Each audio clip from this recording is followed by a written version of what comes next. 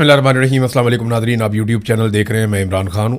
अवामी joint action committee का एहतजाज जारी है और वहाँ पे इलेक्शन का एक मरहला और मुकम्मल हो गया। तो आज़ाद कश्मीर में जो इंस्टॉलेशन हो रही है एक नई हुकूमत की, वो अब आगे की तरफ बढ़ रही है। ये जो बातें की जा रही थी कि एस्टेब्लिशमेंट और नून लीग के बीच में कोई फड्डा हो गया या पीपल्स पार्टी और एस्टेब्लिशमेंट के बीच में कोई फड्डा हो गया, तो ये सबसे बड़ा सबूत है कि आज एक मरतबा फिर एस्टेब्लिशमेंट जो फ्री हैंड दे रही है और हुकूमत बनाकर दे रही है, यानी हाथ से पकड़ कर हुकूमत बनाकर दे रहे हैं। जिस तरह एजेंसियों ने मीरपुर के अंदर इलेक्शन करवाया, जैसे मुजफ्फराबाद के अंदर बड़े पैमाने पे एजेंसियों की मुदाखलत थी, लोग सुबह से ही पहुंचे हुए थे सादा कपड़ों वाले, उनके पास हथियार भी थे, उनका पूरा कंट्रोल भी था। तो जिस तरह ये कर रहे हैं, और फिर फ़ायदा किसको हो रहा है? PMLN को और पीपल्स पार्टी को। तो ये बात तमाम लोग अपने दिमाग से निकाल दें कि आसिम मुनीर साहब की जो एस्टेब्लिशमेंट है उसकी कोई भी लड़ाई नवाज शरीफ साहब या जरदारी साहब के साथ हो सकती है। ये आपस में कभी नहीं लड़ेंगे, ये एक दूसरे की इंश्योरेंस पॉलिसी है और ये एक दूसरे को मिलकर पाकिस्तान की आवाम से और इमरान खान से बचा रहे हैं। अगर ये आपस में लड़ पड़े तो ये आवाम की खुराक बन जाएंगे। लिहाजा इन्हें इकट्ठा रहना पड़ेगा। छोटे छोटे इख्तलाफात होंगे इनके बीच में, लेकिन ये उन्हें हल कर लेंगे। आपको ये सीटें नहीं बता रही कि 2 मराहिल के अंदर ही PMLN की हुकूमत कायम कर दी गई। इससे पहले गिलगित बल्तिस्तान में पीपल्स पार्टी की हुकूमत कायम कर दी गई। तो ये एस्टेब्लिशमेंट पूरा साथ दे रही है इन 2 पॉलिटिकल पार्टीज़ का। वहाँ पे फायरिंग और शेलिंग के वाक़यात हुए हैं। कुछ वीडियोस मेरे पास आई, मैं वो देख रहा था, कुछ सोशल मीडिया पे आई, वहाँ पे भी मौजूद हैं। लेकिन कुछ मनाजिर बड़े दिलखराश, बड़े तकलीफ दे हैं। जिस तरह अंधाधुंध सिक्योरिटी फोर्सेज फायरिंग करती हैं आज़ाद कश्मीर में, उन नौजवानों पर आफरीन है, वो उस जगह को छोड़कर भागते नहीं, बल्कि वहाँ खड़े रहते हैं, वो मुकाबला करते हैं। इन लोगों ने बहुत फायरिंग देखी है। ये LOC के आसपास रहते हैं, सारी ज़िंदगी इन्होंने यही कुछ देखा। शेलिंग हो रही है, बमबारी हो रही है, फायरिंग हो रही है, लोग शहीद हो रहे हैं, इन्होंने बहुत लाशें उठाई हैं। तो इसलिए कश्मीरी काफ़ी हद तक यूज्ड टू हैं और वो मुकाबला करते हैं। बाकी जगह पे ऐसा मुकाबला कभी नहीं होता अवाम का सिक्योरिटी फोर्सेज के साथ, जैसा मुकाबला खैबर पख्तूनख्वा में, या जैसा मुकाबला बाद औक़ात बलूचिस्तान में, या जैसा मुकाबला हम कश्मीर के अंदर देख रहे हैं। पंजाब के लोग निस्बतन सेफ रहते हैं, सिंध के लोग भी बहुत हद तक, तो वहाँ पे उस तरह का मुकाबला होता नहीं है। लेकिन अब नफरत भी बहुत बढ़ गई है। सिक्योरिटी फोर्सेज जब गोली चलाती हैं अपने ही लोगों पर, तो लोग उनके खिलाफ हो जाते हैं, लोग उनके खिलाफ नारे भी लगाते हैं। अभी मैं कल आपको दिखा रहा था कि मरियम औरंगजेब नारे लगा रही थी, पाक फौज जिंदाबाद। हालांकि इलेक्शन जीता उसने, एक पोलिटिकल प्रोसेस है, उसमें एक इदारे को बीच में घसीट कर ले आई। अब जब मरियम नवाज इलेक्शन हार के, जब उसको सीट फॉर्म 47 दिया जाएगा जर्नैलों की तरफ से, तो बाद में वो पाक फौज जिंदाबाद के नारे लगाएगी, तो मुखालिफिन क्या कहेंगे या अवाम क्या कहेगी? देखिए ना, ये वही पॉलिटिकल पार्टी है जहाँ पे मरियम नवाज नारे लगाती थी, ये जो दहशतगर्दी है उसके पीछे वर्दी है। ये नारा बहुत पसंद आया, फिर मरियम नवाज को वज़ीर आला बना दिया गया। अब दूसरी साइड ये नारे लगाती है, बल्कि अब तो पाकिस्तान के कोने कोने में ये जो दहशतगर्दी है इसके पीछे वर्दी है, ये वाला नारा लगना शुरू हो गया। ये अफसोसनाक बात है। देखें ना, अभी जो सुहेल अफरीदी ने बात की आगे चलकर वज़ीर आला एक सूबे का, लेकिन उसने जो बात की उसने नारा तो नहीं लगाया, लेकिन बात यही की। वो जो मुराद सईद ने बात की उसने नारा तो नहीं लगाया कि ये जो दहशतगर्दी है इसके पीछे वर्दी है, लेकिन बात मुराद सईद ने भी वही कही है। और यही बात दूसरे अल्फाज में अली अमीन गंडापुर भी कहता था, और यही बात एमल वली खान भी कहते हैं, और यही बात मौलाना फजल रहमान ने कही, उनके लोगों ने कही। तो ये जितने भी खैबर पख्तूनख्वा के लोग हैं या पॉलिटिकल पार्टीज हैं, वो इस बात पे कन्विंस्ड हैं कि दहशतगर्दों को पाकिस्तान की मिलिट्री एस्टेब्लिशमेंट लेकर आई और अब उनके पास अच्छे और बुरे दहशतगर्दों की फहरिस्त है। कुछ गुड तालिबान है, कुछ बैड तालिबान है। इस पर आगे जाके बात करता हूँ। नौजवानों के मोटरसाइकिलों को भी आज़ाद कश्मीर में आग लगी हुई देखी मैंने कुछ मनाजिर में। ये बहुत अफसोसनाक है। सिक्योरिटी फोर्सेज वहाँ पे खड़ी हुई हैं, वो आग लगा देते हैं, लोगों की मोटरसाइकिलों को, गाड़ियों को तोड़ देते हैं, अमलाक का नुकसान पहुँचाते हैं। ये काम तो शरपसंद करते हैं ना, तो शरपसंदों वाले काम अगर सिक्योरिटी फोर्सेज के लोग करेंगे तो कितनी बुरी बात है। सिक्योरिटी फोर्सेज के लोग मुंह पे नकाब डाल के, डंडे पकड़ के लोगों की इमलाक को तोड़ रहे हो। ये 9 मई को भी हमने देखा, उसके बाद बार बार देखा। यही सारा कुछ हमने डी चौक में देखा, यही सारा कुछ हमने देखा मुरीदके में, और यही सारा कुछ आज हम देख रहे हैं आज़ाद कश्मीर में। लेकिन इन सारी चीज़ों के बावजूद जॉइंट अवामी एक्शन कमेटी के लोग मुज़ाकरात करना चाहते हैं। वो आज भी मुज़ाकरात में बिलीव करते हैं। इतने लोग शहीद करवाने के बावजूद, उमर नज़ीर कश्मीरी का भाई उस्मान नज़ीर कश्मीरी शहीद हो गया। एक भाई के लिए कितनी तकलीफ दे बात है, बहुत बड़ा ज़ख्म है, बहुत बड़ा दुख है कि मैं तहरीक चला रहा था, उसका हिस्सा था, मेरा भाई उसमें शहीद हो गया। इसके बावजूद वो कहता है जी मुज़ाकरात करें, बात करें, बैठें। किसी नतीजे पर पहुंचे, वो अपने लोगों का मजीद खून नहीं बहाना चाहता। इससे बड़ा आपको और क्या सबूत चाहिए कि जिसके घर में लाश पड़ी हो और वो कह रहा हो नहीं हम बात भी कर सकते हैं, हम मामले का हल भी निकाल सकते हैं। इससे बड़ा और क्या सबूत आपको चाहिए जो आपको ये बताए कि ये लोग शरपसंद नहीं है, ये दहशतगर्द नहीं है, ये पाकिस्तान के दुश्मन नहीं है। ये जो गिरे लगा दिए हैं ना ख्वाजा आसिफ जैसे बंदों ने, या शहबाज शरीफ ने, या फील्ड मार्शल आसिम मुनीर और उसकी टीम ने, ये जो गिरे लगा दिए हैं ना, ये हाथों से तो लगाई हैं, ये दांतों से खोलनी पड़ेगी इनको। और बिलावल की हुकूमत है ना वहाँ पे, आज़ाद कश्मीर में हुकूमत तो बिलावल की है, इसीलिए लोग उसको रिजेक्ट कर रहे हैं। नून लीग को सादा अक्सरियत दिलवा दी गई 2 ही मराहिल में, पीपल्स पार्टी को यानी ये अकेले भागे हैं दोनों और इनका मुकाबला ये नहीं कर पाए, वोट ले ही नहीं पाए। जाली फार्म 47 इनको फिर भी चाहिए थे। बिलावल जनाब बाहर हो गया हुकूमत बनाने की रेस से, और PMLN जो है वो 2 मराहिल के बाद उनको ये सहूलत दे देगी। मैंने आपको कहा था कि जो सेक्टर कमांडर हैं ब्रिगेडियर फाइक आज़ाद कश्मीर में, नवाज शरीफ से बहुत इश्क करते हैं, वो बहुत प्यार है उनका, नवाज शरीफ से बहुत ज़्यादा प्यार है। इतना प्यार है कि वो अपने करीब या उनके पास जो कैदी भी जाते हैं उनको जाके भी वो नवाज शरीफ की तारीफ़ें करते हैं और उनके लिए तबलीग करते हैं। इतना प्यार है कि ISI की कैद में जो दहशतगर्द या बड़े बड़े मुजरिम ये पकड़ लेते हैं, उनको भी जाके वो कहते हैं कि नवाज शरीफ से अच्छा आदमी कोई नहीं है। ब्रिगेडियर फाइक की मैं आपको बात बता रहा हूँ। बहरहाल देखते हैं ये इश्क कब तक चलता है। बहरहाल नाज़रीन, वो अभी भी चाहते हैं कि जनाब मुज़ाकरात हो जाए और किसी तरह मसला मुज़ाकरात के ज़रिए से हल हो। नाज़रीन, आज़ाद कश्मीर के इलेक्शन की सही कवरेज करने पर अल जज़ीरा के ऊपर बहुत तनकीद की गई है और पाकिस्तान के ऊपर उसकी जो अल जज़ीरा इंग्लिश की वेबसाइट है वो अब प्रॉपर काम नहीं कर रही, उसको ऐसा लगता है महदूद कर दिया गया। और वजारत इत्तलात इसके लिए इसलिए रिस्पॉन्सिबल है कि उन्होंने बाकायदा एक प्रेस रिलीज जारी कर दी अल जज़ीरा की रिपोर्टिंग के खिलाफ। सवाल मेरा यह है कि आज़ाद कश्मीर में इलेक्शन हो रहे हैं, वहां पे बैनुल अक़वामी मीडिया जाता है और जाकर कवरेज करता है, तो इससे आपको क्या प्रॉब्लम है? और वो अगर अपनी रिपोर्टिंग करता है तो इससे आपको क्या प्रॉब्लम है? देखिए, बायस्ड रिपोर्टिंग होती है, बाद औक़ात मीडिया करता है, वो प्लानिंग करके आता है, जैसे कि तालिबान के खिलाफ की गई अफगानिस्तान में, या अफगान गवर्नमेंट के खिलाफ भी की गई, बाद औक़ात ईरान के खिलाफ की गई, बाद औक़ात फ़लस्तीन या गाज़ा के खिलाफ की गई, बाद औक़ात डोनाल्ड ट्रंप के खिलाफ भी हुई, वो भी शिकवा करता है। तो ये होती है, बैनुल अक़वामी सतह पर ये गेम खेले जाते हैं, लेकिन ऐसे डील नहीं किया जाता इन चीज़ों को। आप ये देखें ना कि यहाँ पे वो वेबसाइट ही बंद करने की कोशिश कर रहे हैं। उसके अलावा एक और पाबंदी लगा दी जनाब कि आप लाहौर, कराची और इस्लामाबाद से बाहर जाएंगे तो आप बता के जाएंगे। अब जो जर्नलिस्ट काम करते हैं बैनुल अक़वामी मीडिया के साथ, वो सारे पाकिस्तानी लोग हैं, ज़्यादातर लोग पाकिस्तानी हैं। ऐसा नहीं है कि गोरे यहाँ पे आए हुए, वो अपना बंदा नहीं भेजते पाकिस्तान में, हालात बहुत ख़राब हैं। उन्हें पता है हमारा बंदा आइडेंटिफाई हो जाएगा, कोई उठा लेगा, मार देगा। तो पाकिस्तानी वहाँ पे काम कर रहे हैं बैनुल अक़वामी मीडिया चेन्स के लिए, अब उनके ऊपर भी नई तरह की पाबंदियाँ लगाई जा रही हैं। इससे पहले नाज़रीन मैं आगे बढ़ूँ बाकी खबरों की तरफ, मैंने आपसे पहले भी कहा था, मैं दोबारा वही चीज़ आपके सामने दोहरा रहा हूँ कि अगर आप ओवरसीज़ पाकिस्तानी हैं और आप पाकिस्तान में पैसे भेजना चाहते हैं तो एक एप्लीकेशन मैंने आपको बताई थी, टैप टैप सेंड। आप इस एप्लीकेशन को इस्तेमाल कर सकते हैं, काफ़ी लोगों ने इस्तेमाल किया भी है इसको। और इसमें अगर आप बरतानिया में रहते हैं, UAE में रहते हैं, कनाडा में, यूरोप में, ऑस्ट्रेलिया में, अमेरिका में, अगर इन ममालिक में आप रहते हैं तो आप पैसा इस टैप टैप सेंड के ज़रिए पाकिस्तान में भिजवा सकते हैं। ये पैसा ईजी पैसा या जायज़ कैश के जो अकाउंट्स हैं उनके अंदर भी आप भेज सकते हैं इन ममालिक से पैसा। फ़ायदा आपको ये हो जाएगा कि ये तेज़ रफ्तारी से पैसा आएगा, एक्सचेंज रेट जो है वो आपको अच्छा मिल जाएगा और पैसा आपका महफूज भी रहेगा। और अगर आप मेरा प्रोमो कोड इस्तेमाल करेंगे जो कि IRK है, ये आपसे पूछेगा कोई प्रोमो कोड है आपका, तो IRK अगर आप डाल देंगे तो आपको एक बोनस भी मिल जाएगा। हाँ, अगर आप अमेरिका से पैसे भेजते हैं तो आपको $20 का बोनस मिल जाएगा। $20 ठीक ठाक पैसे होते हैं, तो ये आपको एक बोनस भी मिल जाएगा। मैंने आपको दोबारा से रिमाइंड करवा दिया कि अगर आप ओवरसीज़ पाकिस्तानी पैसे भेजना चाहते हैं तो आप इस एप्लीकेशन को इस्तेमाल करें, ये बेहतर है।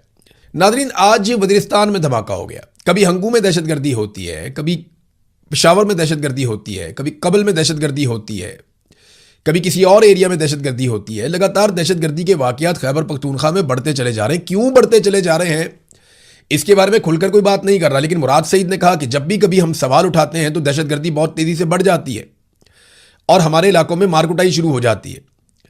इसको ज़रा आज सिंप्लीफाई कर देते हैं कि पाकिस्तान की जो मिलिट्री एस्टेब्लिशमेंट है उसके मुखालिफिन कहते क्या हैं। ज़रा सादा अल्फाज में आपको आज ये बात मैं समझाता हूँ।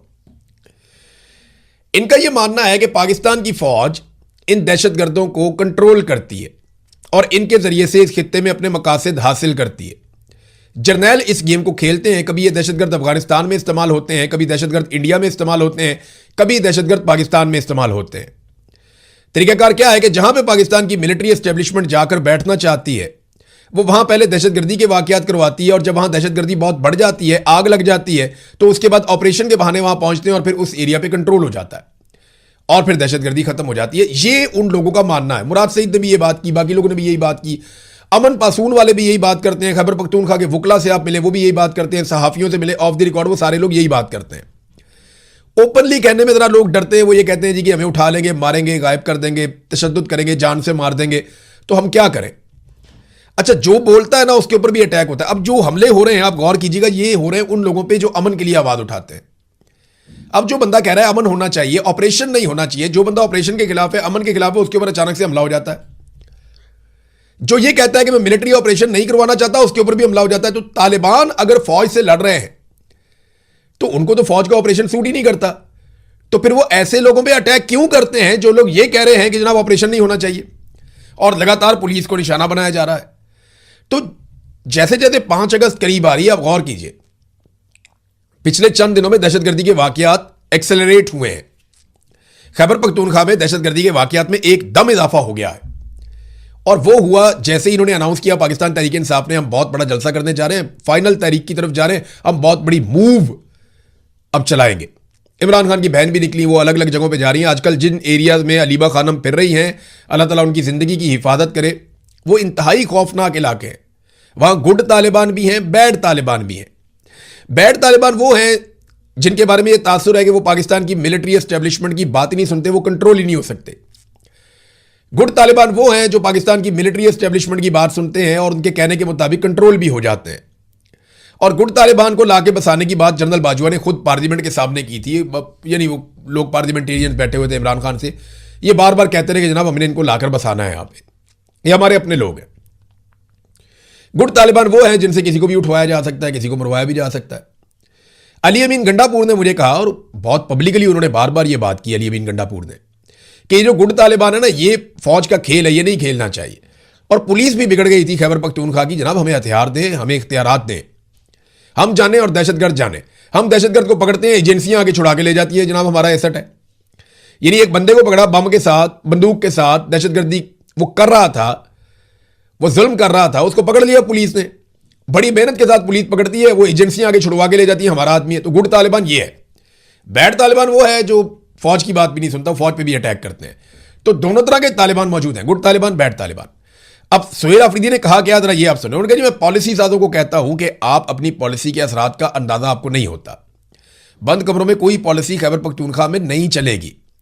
आप अपने बच्चों के बारे में सोचें कि तीरा के बच्चे सर्दी के अंदर कैंपों में पड़े हुए हैं, आपके बच्चे वहां पे रह सकते हैं, आप रह सकते हैं, तो आपने हमें बहुत तकलीफ दी है। पॉलिसी वही चलेगी जो खैबर पख्तूनख्वा की अवामी हुकूमत बनाएगी। मैं आपको पॉलिसी के साथ गारंटी देता हूं कि अगर 100 दिन के अंदर खैबर पख्तूनख्वा में अमन आ जाएगा, अगर आप मेरी पॉलिसी चलने दें। ये बात की सुहेल अफरीदी ने कि डंडे की पॉलिसी खाली नहीं चलेगी, ये गुड तालिबान बैड तालिबान वाला खेल नहीं चलेगा। आप हमें मौका दें, मुझे मेरी पॉलिसी इंप्लीमेंट करने दें, मुदाखलत ना करें, 100 दिन के अंदर खैबर पख्तूनख्वा में अमन आ जाएगा। फिर उन्होंने कहा मुसलसल इन लोगों को छोड़ा जा रहा है। इसके दो मतलब हैं, एक तो इनको छोड़ दिया खुला कि जो मर्जी करें, दूसरा यह है कि इनको बाकायदा भिजवाया जा रहा है कि ये कार्रवाइयां डालो, जानबूझकर छोड़ा जा रहा है। स्वात में जो हुआ, बुनेर में कुछ होने जा रहा है, हंगू में वाकया किसकी गफलत की वजह से हुआ, दीर का वाकया हुआ, पुलिस इनको बुला रही थी सिक्योरिटी फोर्सेस को कि आओ आगे हमारी मदद करो उस वक्त, लेकिन कोई नहीं आया, वो नहीं आए। यही बात तो हुई वहां पे बलूचिस्तान में भी कि जब पुलिस के ऊपर अटैक आया, पुलिस को मदद चाहिए थी, पीछे से उन्होंने फौज को बुलाया, फौज आई नहीं। वो बहुत करीब थे लेकिन वो नहीं आए, सारी रात वो लड़ते रहे, सारे शहीद हो गए, बाकियों को उठा के ले गए, पहाड़ों पर मार के लाशें फेंक दी, फौज नहीं आई। यही बात जो है वो यहां पे भी कह रहे हैं। वजीर आला कह रहा है एक सूबे का, अमन के लिए किसी पॉलिसी से बगावत करनी पड़ी तो मैं करूंगा। फिर उन्होंने कहा जी मेरी अपनी पॉलिसी है, मैं वो पॉलिसी आपको बता रहा हूं, उसके मुताबिक आप चीजों को ठीक होने दें। मुराद सईद ने भी यही बात की थी कि जो लोग अमन की बात करते हैं उनके ऊपर हमले शुरू हो जाते हैं, ऐसा क्यों होता है। नाजरीन, एक लड़ाई और भी चल रही थी, आपको याद होगा, मोहसिन नकवी, उनकी कंपनी PMLN, पीपल्स पार्टी, कोई, मैंने आपको पहले भी बताया कि ऐसी कोई लड़ाई नहीं है। नवाज शरीफ ने अपनी पार्टी को ये कहा है कि मोहसिन नकवी के सामने किसी ने किसी किस्म की बदतमीजी नहीं करनी। यानी शहबाज शरीफ की मोहसिन नकवी से एक मुलाकात भी हो गई है, और नवाज शरीफ ने जो मुशावरत की है अपनी पार्टी के करीबी तरीन लोगों से, उन्होंने अपने रहनुमाओं को यह पैगाम दिया कि मोहसिन नकवी से कोई बदतमीजी नहीं करेगा, हम इस वक्त ये लड़ाई नहीं ले सकते। यानी नवाज शरीफ ने एक मरतबा फिर सरेंडर कर दिया जैसे वो हमेशा करते आए। इसको ना सबसे अच्छा एलेबोरेट किया है हम्माद अजहर साहब ने। हम्माद अजहर साहब ने बड़ी ज़बरदस्त बात लिखी है, पीटीआई से उनका ताल्लुक है। वो ये कहते हैं कि ज़राए के मुताबिक नून लीग में नज़रियाती एतबार से दो मुख्तलिफ आरा पाई जाती हैं, यानी नून लीग दो हिस्सों में डिवाइड हो गई। ये जो लड़ाई चल रही है इस हवाले से, एक ग्रुप के मुताबिक बगैर किसी देर के एस्टेब्लिशमेंट का सज्जा पांव पकड़ देना चाहिए, यानी सीधा पांव एस्टेब्लिशमेंट का फौरन पकड़ ले, कोई देर आपको नहीं करनी चाहिए। जबकि दूसरा ग्रुप इससे इख्तलाफ करता है और वो कहते हैं कि नून लीग के पास हकीकत में कोई हमायत नहीं है, लिहाजा सीधा पांव तो फौरन पकड़ लो, ये तो है पहला ग्रुप। जबकि दूसरी राय यह है कि खब्बा पांव पकड़ना चाहिए क्योंकि वो ज्यादा करीब है। ये जनाब हम्माद अजहर साहब ने कहा कि हम उल्टे हाथ पे खड़े तो लेट हो जाएगा, सीधा पांव नहीं पकड़ता, उल्टा पांव पकड़ लो एस्टेब्लिशमेंट का, जल्दी जल्दी बस एस्टेब्लिशमेंट के पांव में गिर जाओ। यही बात नवाज शरीफ ने अमली तौर पर साबित भी की। उन्होंने कहा जी मोहसिन नकवी ने कोई ना छेड़े, हम कोई लड़ाई नहीं ले सकते, हमारी इस वक्त इस तरह की हैसियत नहीं है, हम लड़ाई शुरू नहीं कर सकते। तो आप देखेंगे ज़्यादा ये लड़ाई नहीं होगी। हाँ, एक लड़ाई जो ख्वाजा आसिफ ने छेड़ी है अलीम खान के साथ, वो चलेगी अभी थोड़ी सी मेरे ख्याल में। आईपीपी देखे ना, एस्टेब्लिशमेंट ने एक पॉलिटिकल पार्टी बनाई, वो एक भी सीट नहीं जीती। और आईपीपी पे तनकीद करने से पहले नवाज शरीफ इतना याद रखे और ख्वाजा आसिफ भी ये बात याद रखें कि ओन चौधरी को वोट नवाज शरीफ ने दिया हुआ है और आईपीपी का नून लीग के साथ इंतखाबी इत्तेहाद हुआ था। लेकिन अभी अलीम खान साहब के परपुर्जे निकल आए हैं तो उन्हें लगता है कि यार हमारे सामने ही हमारे हाथ का बच्चा परपुर्जे निकालेगा और ये हमारे खिलाफ बात करेगा, ये बताएगा मुजफ्फराबाद में रोड क्यों नहीं बनी। हालांकि ये वजीर मवासलात है, इसने एक मरतबा भी ख्वाजा आसिफ ने कहा कि ये बंदा काबीना के एक भी इजलास के अंदर इसने कभी मुतालबा नहीं किया, कभी कोई ब्रीफिंग नहीं दी, कभी कोई बात नहीं की इस सड़क के बारे में। वहां जाके इसने रोला डाल दिया ये सड़क क्यों नहीं बनी। और अगर सड़क नहीं बनी तो पिछले 2.5 साल से यही तो वजीर मवासलात है, इसी का काम है ये सड़क बनाना, हमारे खाते कैसे डाल सकता। फिर तो उन्होंने कहा जी लाहौर रावी के किनारे जो बस्तियां डूब गई थी उसके लिए भी जिम्मेदार यही आदमी है। तो ख्वाजा आसिफ धुलाई कर रहा है अलीम खान की, अलीम खान के बंदे धुलाई कर रहे हैं ख्वाजा आसिफ की कि तू जाली सीट के ऊपर है, तेरी औकात ही कोई नहीं है। और ख्वाजा आसिफ के पुराने पुराने स्टेटमेंट निकाल के डाल रहे हैं। अब आपको मैं मजे की बात बताता हूं कि अलीम खान इतना ईगो आ जाती है ना बंदे की, पैसा हो तो ईगो भी आ जाती है और कमजोर के ऊपर तो वैसे ही बड़ा गुस्सा चढ़ता है। अभी कोई कैप्टन मेजर कोई फोन करके गालियां भी दे देगा तो इनकी ये कुसक नहीं सकते, ये एक लफ्ज नहीं बोल सकते, ये जवाब ही नहीं दे सकते।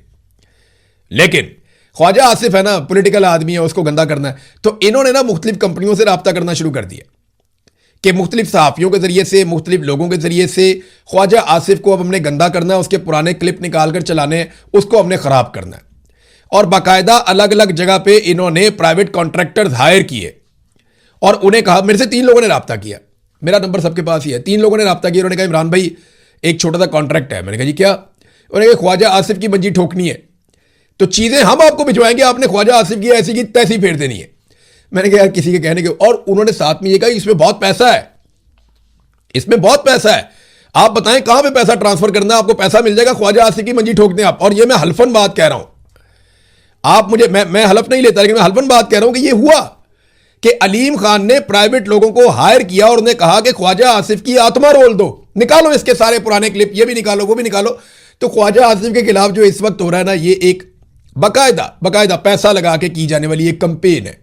ख्वाजा आसिफ इंतहाई घटिया नौयत की सियासत की उन्होंने, बेड़ीगरक किया उन्होंने पाकिस्तान का भी और सियासत के वकार का भी। कुछ चीज़ें उनकी पॉजिटिव भी होंगी लेकिन ज़्यादातर नेगेटिव ही है और जो किरदार उन्होंने पिछले 10-12 साल में अदा किया वो तो बेड़ीगरक है। तो ख्वाजा आसिफ ने जितना मर्जी गंद मारा हो, लेकिन ये जो कंपेन अभी चल रही है ना अलीम खान से लड़ाई के बाद, ये पेड है, इसमें पैसा वैसा काफ़ी लगा हुआ है और अलग अलग लोगों ने मेरे से रब्ता किया और मुझे कहा जनाब बहुत पैसा है, आप सिर्फ ख्वाजा आसिफ को जो बुरा कहना है, आप तो पहले ही इनके खिलाफ हैं तो आप कर देना भाई थोड़ा सा। मैंने कहा यार ऐसे नहीं करूंगा। फिर मैंने सोचा इसको एक्सपोज कर देते हैं, इसको एक्सपोज कर देते हैं कि अलीम खान अपने पैसे के जरिए से ख्वाजा आसिफ पे अटैक करवा रहा है। अब ख्वाजा आसिफ जाने और अलीम खान जाने, हमारा तो प्रॉब्लम यह है कि पेट्रोल की कीमतें कम नहीं हो रही। ये देखें ना आप, आलमी मंडी में पेट्रोलियम मसनूआत की कीमतें लगातार कम हो रही हैं, $80 फी बैरल से भी नीचे चली गई हैं, $75 तक, $78 तक। ये कीमतें जंग से पहले वाले हालात में वापस आ गई। लेकिन पाकिस्तान में कीमतों को ठीक नहीं कर रहे। सिर्फ पिछले 15 दिनों में डीजल की कीमत में 70 रुपए फी लीटर का इजाफा किया गया और चंद पैसे की कमी की गई। अफगानिस्तान में जो इजाफा हुआ वो 1 रुपए कुछ पैसे का इजाफा हुआ 15 दिनों में। इंडिया में कोई इजाफा नहीं हुआ, बांग्लादेश में कोई इजाफा नहीं हुआ, नेपाल में कोई इजाफा नहीं हुआ। इन मुल्कों ने पेट्रोलियम मसनूआत की कीमतों में इजाफा नहीं किया, पाकिस्तान ने इजाफा कर दिया पकड़ के। ₹70 फी लीटर डीजल की कीमत में और ₹25.5 फी लीटर पेट्रोल की कीमत में इजाफा कर दिया। ये है नाजरीन पाकिस्तान के अंदर आम आदमी के मसाइल और हालात जिनके ऊपर नॉर्मली बात नहीं की जाती। सबको खड़ा होना पड़ेगा, ऐसे खड़ा होना पड़ेगा जैसे साबिक chief justice Peshawar high court Ibrahim Khan खड़े हुए थे। वो एक तकरीब में आए और उन्होंने चंद जुमले बोले, क्या कमाल जुमले, और उसके बाद लोगों ने जो अप्रिशिएट किया, तालियां बजाई, मजा आ गया मुझे। देखिए ना, ऐसे बंदा सीना ठोक करके बोलता है कि यार देखो मैं नहीं बिका, मैं काबू नहीं आया, इसका नशा ही और है। काजी फायद ईसा पूरी दुनिया में जहां भी जाएगा जिल्लत का इस्तारा, जनरल बाजवा, नदीम अंजुम, ये बाकी जो अभी कर रहे हैं सारे जातियां, इनके साथ भी यही होगा, ये जिल्लत का इस्तारा बनेंगे। आज भी वो जजेस जिन्होंने 2 नंबरियां की हैं, उनकी औलाद ये बता नहीं सकती कि हम उसकी औलाद हैं।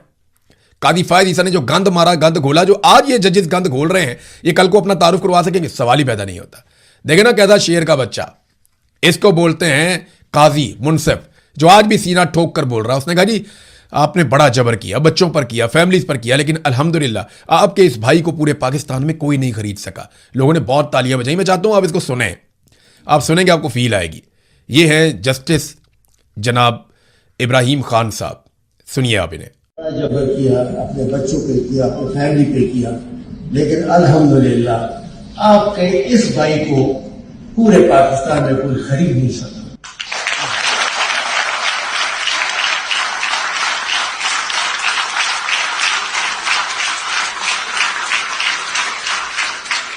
ये अभी और भी तालियां बाकी हैं। लोगों ने इतनी ताली बजाई है, कोई बंदा खड़ा होकर नहीं कह सका कि आपने ज्यादती की थी। ये होते हैं मुनसिफ, ज़मीर भी साफ, और इंसाफ किया उन्होंने, वाकई इंसाफ किया उन्होंने। अल्लाह रब्बुल इज़्ज़त तमाम जजेस को इनके नक्शे कदम पे या ऐसे अच्छे जजेस के नक्शे कदम पर चलने की तौफीक अता फरमाए। अब तक के लिए इतने, अपना ख्याल रखिएगा, अपने इस चैनल का भी। अल्लाह हाफ़िज़।